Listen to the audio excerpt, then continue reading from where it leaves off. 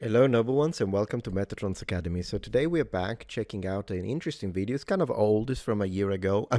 Wait, let me rephrase that. It's kind of old. It's from 1938. And it's titled Civil War Soldiers Telling War Stories in 1938, Gettysburg and whatnot. So let's see if we can analyze this from a linguistic perspective. You'll find a link in the description to the original channel. I don't know if they post anymore. The last time they posted was 2 months ago. But anyways, still good practice to refer to the original creator who put the video together. Let's go. This was filmed at the Gettysburg reunion, commemorating the 75th anniversary of that famous battle. The average age of the veterans who attended was 94 years old. Man. The government had begun planning this event 3 to 4 years prior, and look at them. I love the way they're dressed. I mean, military uniforms. I love these big buttons. I don't know if you're into the big buttons on the sides, on both sides. They run parallel, but I love them. in the initial stages of planning, the first major challenge was to find out how many Civil War veterans were still alive and to contact all of them. By 1936, they found that there were 12,500 soldiers still alive, and by the time the event occurred in 1938, only 8,000 remained. And from that, close to 1,900 of them showed up to the event, 25 of whom actually fought in the Battle of Gettysburg itself. That is absolutely insane. Did you see the epic beards, by the way? We should bring those back. This will be the last Civil War reunion for both Confederate and Union soldiers to meet together. So now let us hear from the soldiers themselves, for in their voices and words hold the weight of memories. Thank you for your explanation. I really hope he keeps posting, so do keep an eye on the channel because he has really good content. Of comrades lost, of victories won, and of the unyielding spirit that propelled them forward through those uncertain times in history. We had a man in our country by the name of Martin. He was a great hand to go out and forage. So he come in one day with a chicken. And the man that he took the chicken from come in and reported it. And now he says, Martin, the captain says, Martin, you were under arrest for 3 days. Sergeant, take him to the guardhouse. So we took him to the guardhouse and put him upstairs. That's the only guardhouse that we had at that time. And the second day he was in there, when he got his feed, he crumbled his hardtack down, dropped the loop down, and pretty soon the pigs come around. And, you know, he stepped in the loop, and the pigs went to climbing right up the side of the house. And come in, and the man come down, he says, oh, my, Lieutenant, let that man out. He's now stealing my pigs. So they let him out. Comrades, hooray! We had a man in the service, and he was picking those things off of his pants, you know. And come along and say, those arithmetic bugs that we have. Now, why do you call them arithmetic bugs?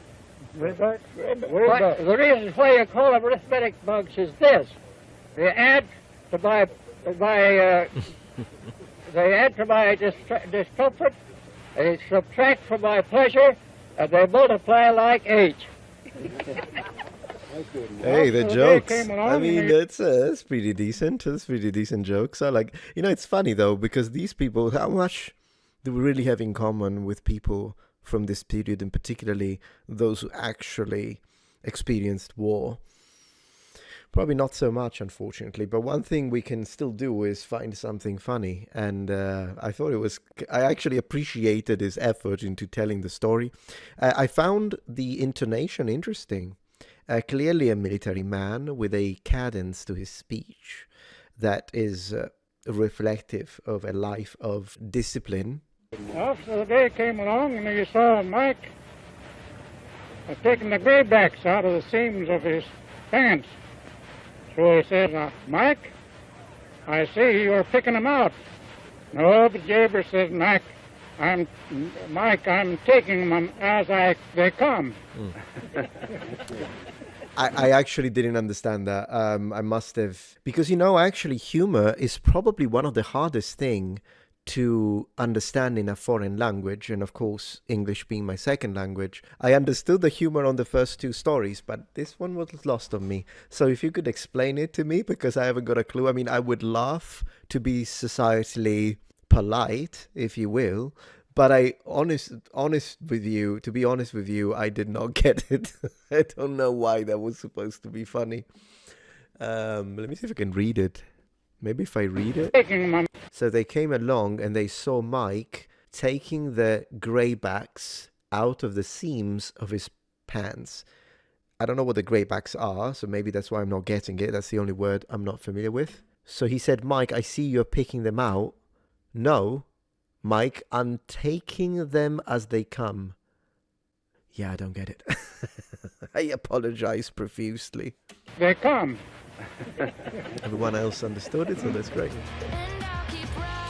Let me see, a key concern. Sorry, I'm kind of blocking it. Let me remove myself for a moment so we can read this. A key concern in planning the 1938 Gettysburg reunion was the appearance of the Confederate flag. Many Union veterans were unsure it should be allowed, whereas most Confederate veterans expected to march under their flag. Here are some opinions from the soldiers themselves as written on their original questionnaires. Interesting. Let's see, because the first part was the jokes, which already the fact that people that experience war still have the. I mean, these are tough men. Also, these are the questionnaires. Ooh, look at the handwriting. Look at the N. Leaneth flag. We had a man in our country by the name of Martin. He was a great of Martin. Had to go out and forage. So he come in one day with a chicken. And the man that he took the chicken from come in and reported it. And now he says, Martin, the captain says, Martin, you were under arrest for 3 days. Yeah, see how he says you're under arrest for 3 days. That's definitely coming from his military life. And this is actually some, even speed of speech oftentimes, and precision in speech, but also speed. This is the thing, when it comes to military people, there are 3 characteristics to their speech that are the very basis upon which you then build. Precision in vocabulary, few words, speak them quickly. Usually military men tend to be men of few words. Of course, there are exceptions, but actually this reminds me of my uncle on my father's side, because he was some kind of high-end officer. I don't remember what, but he was pretty high. He was commanding in the army, I believe. My father's brother, he has passed away, but I did meet him. So when I went to visit him in central Italy, Viterbo, the city of Viterbo, not far away from Rome, I noticed that he had you could definitely tell he was a military man. He would speak fast, he wouldn't say a lot of words, he would be very precise, and also he gave orders. Like, he literally gave orders. He would be like, you'll drink a coffee, by the time we're done with the coffee, you will be at the door, then we go down, you take the key, you go to this, and like, he would do that. And he wasn't trying to be an asshole. You have to understand that this is actually called professional hazard. It's a professional hazard. It's when your job rubs off into your everyday life and things become just automatic to you. And so in a way, we are also seeing this with older people, even though they are from a completely different age at this point. I think the idea of having a professional hazard is something that would be a characteristic, I think, of humans all the time. Like, I don't know how far back you can go, but I would imagine that a medieval knight, a Roman general, their professions, what you do, would have sort of connect to the way you speak, even when you're not doing that job anymore, or even when perhaps you're on leave. Now, how far back can you go? Well, I guess a fisherman is always a fisherman in the Bronze Age. You're still a fisherman. So if I had to really venture a guess to the very beginning and inception of the concept of having a professional hazard, or to having your job rub off onto you in all other matters of life, I would say it goes all the way back to the Paleolithic, like prehistoric. I think it's prehistoric, because even in the Neolithic, of course, we've got farmers. Mesolithic, a lot of hunting and gathering. Same in the Paleolithic for what we know. And I would say hunters, if they were designated, as I imagine they would be, because it's always advantageous when you have a tribe to designate people and specialize them. In a way, therefore, you could have hunters and you could have gatherers, and you could have people that perhaps do other things because they're not physically able to do those jobs, perhaps. So maybe they'll help. You'll have people that help producing clothing or curing, for instance, the meat, and then you've got people that cook. This sort of division of labor, which was also gender-based, but this kind of division of labor has been, I think, with us forever, literally from the beginning of our species.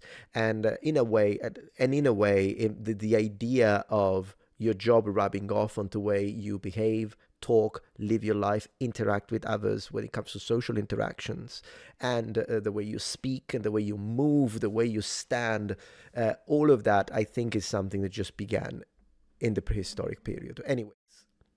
Anyways, a lot of speculation, I guess, but I hope you still enjoyed the video. It was a little short. I was hoping that the part at the end was also voiced, but I think always fascinating. There's always something to learn from people who belong to older generations. Thank you for watching.